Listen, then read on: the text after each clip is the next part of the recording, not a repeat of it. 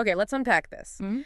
This is a question that I think every single person who's ever loved a dog or worked in rescue has asked themselves at some point. Oh, absolutely. It's a huge one. Do mother dogs truly miss their puppies after they're adopted and, leave the home? It is the ultimate meeting point of biology and, well, our own human sentiment, isn't it? Totally. We want the answer to be a simple, yes, she's heartbroken. We do.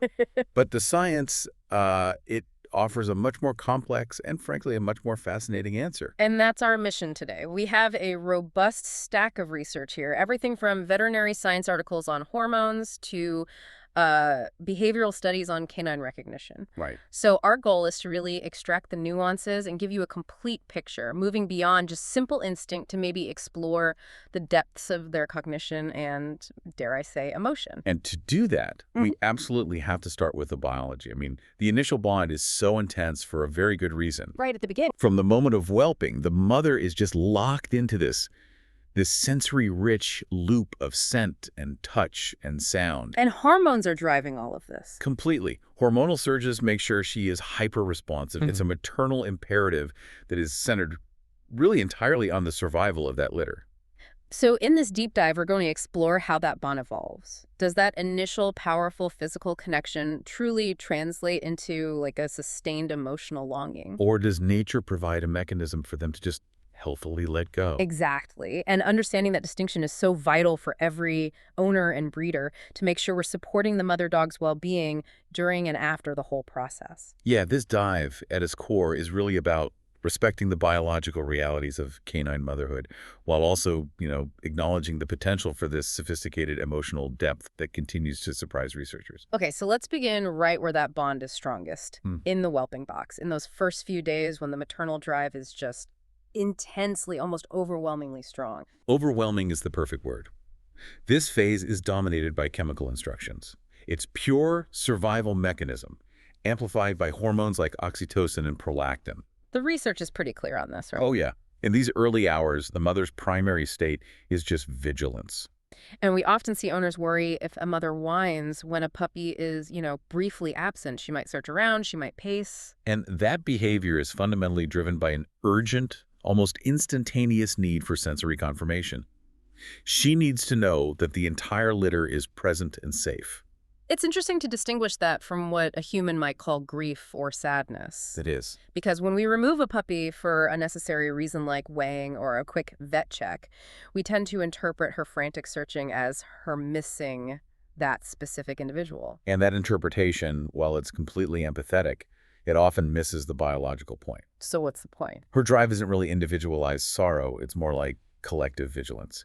The sources suggest this restlessness reflects her primal instinct to guard the integrity of the litter. The integrity. Yeah, if one piece is missing, the entire unit is potentially compromised. It's an immediate stress response tied to the survival of the whole, not necessarily an emotional attachment to that one pup. So it's less about a deep personal affection for an individual and more like an essential biological checklist. Exactly. And if that checklist isn't complete, all the alarm bells go off. She needs the sensory feedback, the scent, the sound, the heat, to confirm order and safety. And this is all reinforced by the role of physical closeness, right? Powerfully. I mean, the relationship is built on constant physical proximity, nursing, licking, gentle nudging. It's a constant feedback loop. A self-reinforcing one. This constant touch provides essential physical warmth for the pups, and it provides emotional reassurance, which releases more oxytocin for both the mother and the pups. So if you disrupt that system by removing a pup, you're introducing a short-term stressor. Precisely. And the swiftness with which reuniting the pup restores the balance is very telling. What does it tell us? The source of the stress is the absence of that sensory confirmation, not necessarily the recognition of an individual loss. As soon as the scent and the heat return, the vigilance drops, and the maternal behaviors they resume. So let's talk about managing those necessary interruptions. Even a brief vet exam can really unsettle her. How should caregivers interpret and manage that? The key, really, is stability. These mothers are highly sensitive during this phase. She views pretty much any change as a potential threat. So the people helping her. The human support team, as we might call them, they have to work hard to maintain her routine and minimize environmental changes during handling. And that builds trust. It does. This steady routine reinforces her trust in the humans and allows her maternal drive to focus on nurturing, not worrying about, external threats. Her energy shouldn't be diverted to stress. That makes perfect sense. And this foundational insight that this first phase is all about survival and sensory confirmation, it's the bedrock. It's the platform upon which longer-term memory and potential emotional ties are built. So the maternal drive ensures the species survives, but the continuous positive feedback of caregiving is what creates the scaffolding for an enduring memory later on. That's it. It ensures physical survival first, and in doing so, it creates a powerful, positive learning experience in the dog's brain. Okay, so let's move beyond the whelping box, because here's where we start looking at the true longevity of the connection. We need to transition from that immediate hormonal drive to how the bond is actually imprinted as a long-term memory. And this is truly fascinating because the question of missing shifts from a biological urgency to a cognitive recollection. Dog mothers are operating on this dynamic blend of chemical residue and alerted responses. And the most powerful of these, according to all the neurobiology, is scent, the scent imprint. Scent is the primary currency of the dog world. It is the absolute bedrock of long-term maternal recognition. It's so different from us. Completely. In humans, scent information has to pass through several cognitive filters. But in dogs, the olfactory system, particularly their massive olfactory bulb, is wired directly to the amygdala and the hippocampus. Centers for emotion and memory. In the very centers. So scent recognition is practically instantaneous and deeply emotional. And each puppy has its own unique scent. A unique scent fingerprint. And that is imprinted in her brain, potentially for years. This mechanism ensures that recognition can and often does occur long after the physical need to care for them has gone.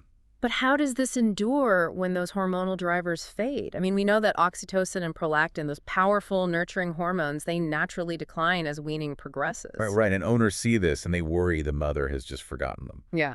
But that's the crucial detail. These hormonal changes, while they signal the end of the intense caregiving phase, they do not perform a complete cognitive wipe. So the memory outlasts the hormones. The memory, anchored by that intense positive experience and the unique scent, it actually outlasts the physical hormonal behaviors.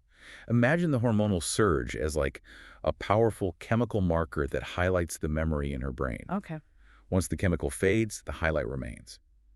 It just shows the resilience and depth of the canine brain's ability to store these positive associative memories. So she may stop acting maternally, but she doesn't stop knowing who they are. Precisely. And this leads us directly into associative learning. Mother dogs link specific puppy scents, sounds, and physical interactions with the profound satisfaction of caregiving. That feeling of, I'm doing my job and it's working. Exactly. That positive reinforcement is intrinsically linked to the puppy's specific scent.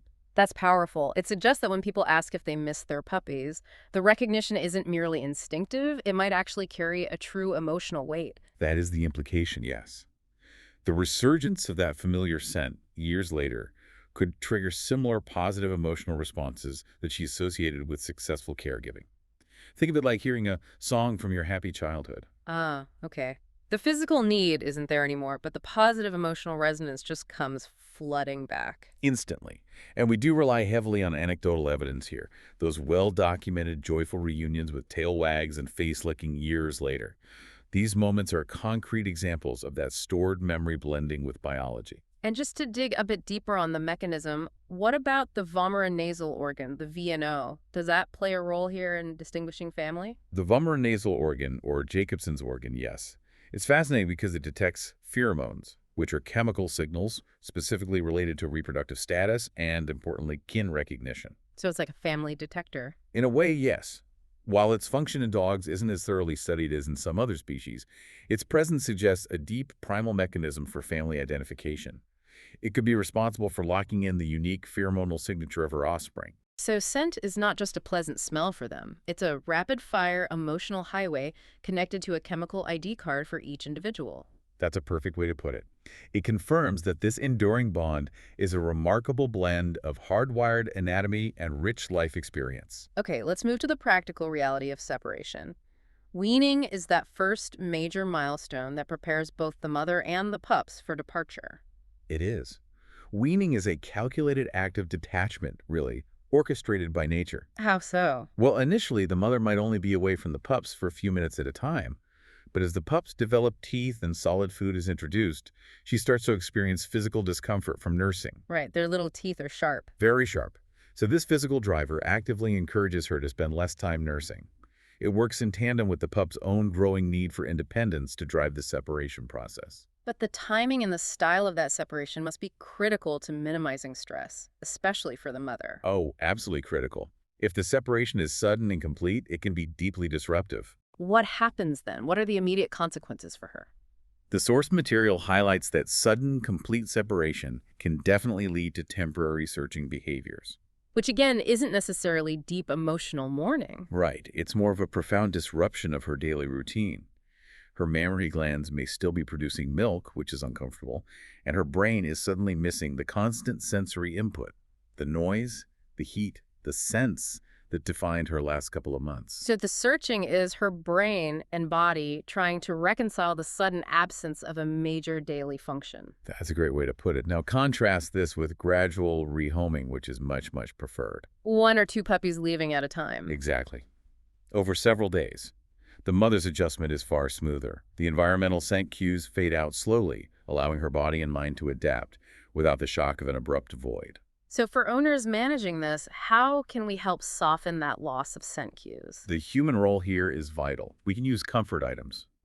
Retaining familiar bedding or a blanket from the whelping area can really help soften the blow. So she can still have that scent around for a while. She can. She can spend time with it, allowing her to process the fading scent gradually. And those signs we see, sniffing the bedding, visiting the empty space, maybe short, mild vocalizations, they're all indicators of an awareness of the missing pups. And how long do those signs typically last? For a healthy, well-adjusted dam, these behaviors usually fade pretty quickly, often within a few days to a week, assuming her normal routine exercise, feeding, human interaction resets promptly. And if they don't? If the behaviors persist for longer, that's a red flag. It could mean she's struggling with the transition and might need some veterinary or behavioral support. So the human role is critical in rebuilding her independence and making sure she adjusts emotionally. Absolutely. The focus shifts entirely to her.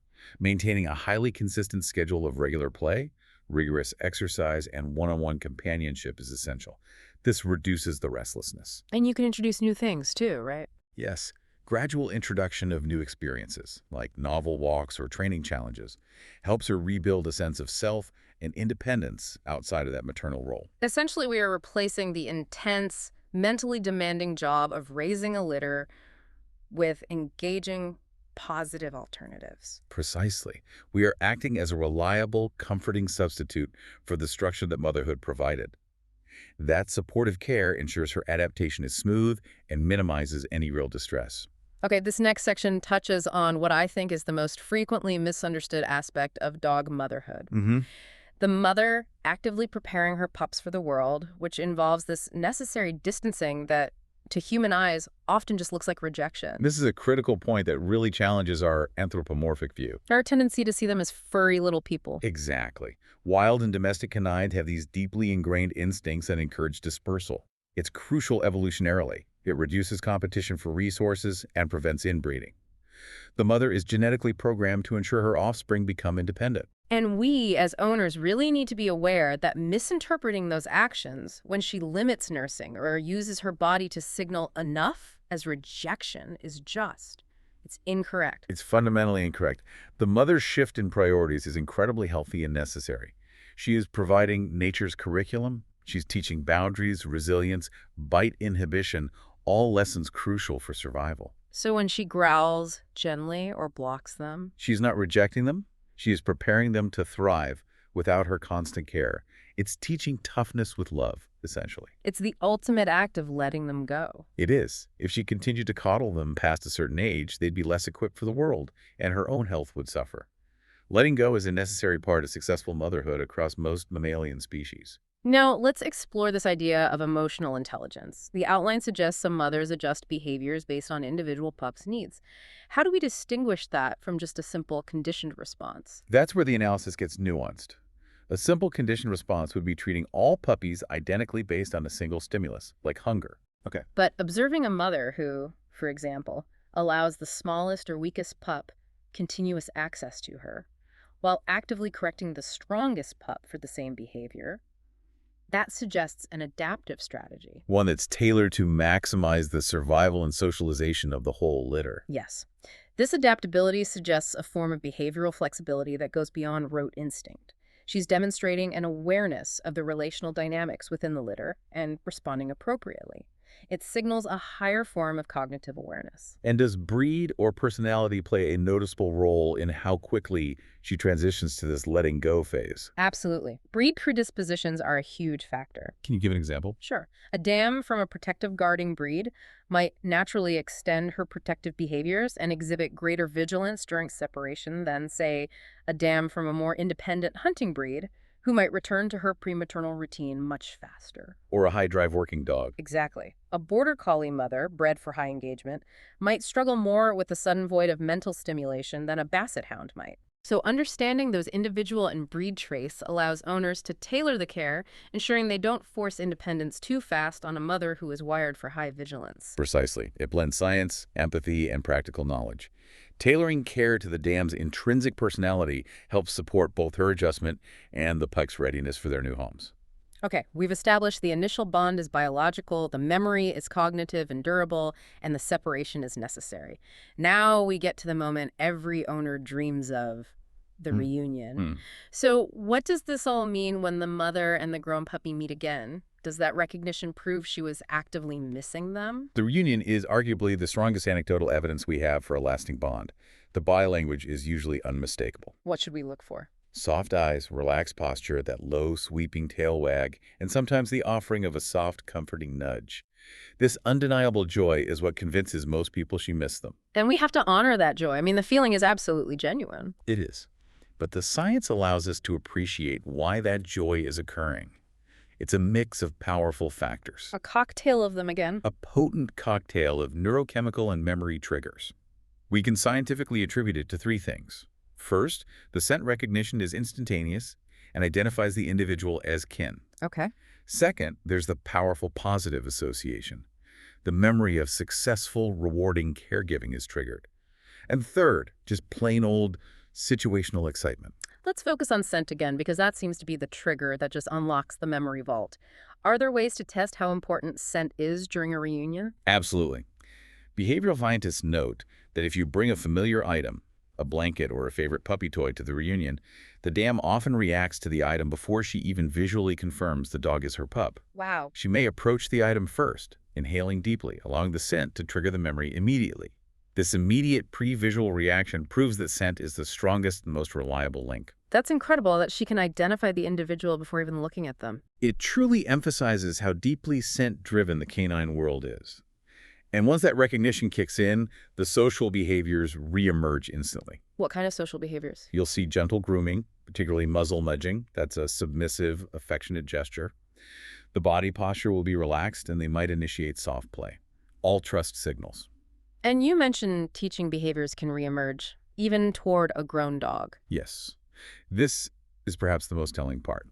If the now adult offspring is overly excited or exhibits poor social manners, the mother might correct them with a swift, calm firmness. Like what? A short muzzle pinch, a body block, or a low growl. It mirrors the boundaries she established during weaning. Which suggests the memory is not just who they are, but what our relationship was, complete with rules and rules. Precisely. It's a dynamic social memory. So to ensure these meetings go well, they need to be managed. Overstimulation can ruin it. So controlled reunions are essential. What does a controlled environment look like? It means neutral territory, like a quiet yard or a calm park, not the mother's home where she might be defensive. They should approach at their own pace. Owners must avoid forcing it. The focus has to be on positive interaction, allowing the scent cues to work their magic in a low-pressure context. We've established that the maternal bond leaves this cognitive and olfactory imprint. Now let's zoom out a bit and look at how this memory manifests in other contexts. Okay. Particularly when the mother is exposed to the scent or presence of other puppies that aren't hers. This phenomenon is often categorized as maternal echoes. Maternal echoes, I like that. Even years after her last litter, if a dam is exposed to another female's puppies, she may display visible interest and restlessness. How does this echo typically manifest? Does she try to care for them? It varies, but the reaction often involves the reactivation of those powerful maternal memories. You might see cautious attempts to engage in gentle care, like licking the pups or their bedding. Or she might just seem agitated. Sometimes it's simply restlessness, pacing, or soft whimpering vocalizations, the sounds associated with tending to her own young. It's evidence that the maternal script is still active in her brain, waiting to be triggered. So the brain chemistry and hormonal residue, even if faint, can be reactivated by the environment. Yes, and it speaks volumes about the longevity of that maternal programming. It reminds us that instinctual memory doesn't just fade, it becomes latent, ready to resurface under specific stimuli. So let's discuss the evolution of the bond in households where some older offspring remain. Does the maternal bond just dissolve into standard pack dynamics, or does something unique persist? It absolutely evolves. It does not disappear. The mother retains a permanent, specialized recognition of her own adult offspring. How can we tell? She usually exhibits a unique tolerance for them, allowing behaviors or closeness that she would strictly forbid in unrelated dogs. This selective behavior is compelling proof of long-term kinship recognition. So the initial link translates into a sort of enduring social exception within the pack structure years later. Exactly. Her formal role shifts from primary nurturer to pack leader and social guide. She maintains stability by enforcing household rules, but the underlying familial affection ensures a higher degree of group harmony. And finally, let's bring the human factor back in. We discussed that the mother learns to rely on her human companions for social fulfillment after separation. How significant is this? It is profoundly significant for her emotional health. I mean, the intense cognitive and physical work of motherhood is suddenly gone. It's a huge void. A huge void. And without supportive human interaction, consistent routines, engagement, affection, the dam can fall into lethargy or destructive boredom-related behaviors. So we're not just comforting her, we are providing the essential framework for her mental stability. We are replacing the purpose and fulfillment that the intense caregiving role provided. The dam learns that her primary source of security and companionship has now fully reverted to her human family, which is the key to minimizing distress. Okay, let's turn all of this rich information into concrete, actionable steps. For the listener who is managing this transition, what are the most critical elements of post-separation care? The first priority is always physical recovery. You cannot address the emotional transition if the physical recovery is incomplete. And what does that look like? High-quality nutrition. This means high-calorie, highly digestible food to replenish the immense energy reserves lost during pregnancy and nursing. And rest, I imagine. Absolutely. Yeah. Adequate rest is non-negotiable. She's essentially been on 247 duty for months. A well-rested, well-fed dam is just exponentially better equipped to handle the emotional adjustment. So once the body's recovering, the focus shifts to the mind. How do we keep her mentally engaged without the litter? Mental enrichment is key to successfully redirecting her focus. We have to strategically fill that cognitive void. How? What kind of thing? Implement new, demanding activities. Scent work trails where she has to use her powerful nose. Advanced puzzle feeders that require problem solving, learning new tricks. These activities replace the mental engagement she had and prevent boredom or fixation on the empty whelping box. So the goal is to occupy her impressive intelligence with positive challenges. Precisely. And while you are implementing these new routines, vigilant observation is crucial. Owners should monitor her behavior daily in the weeks after separation to catch subtle signs of distress early. What are the specific red flags that owners should be looking for?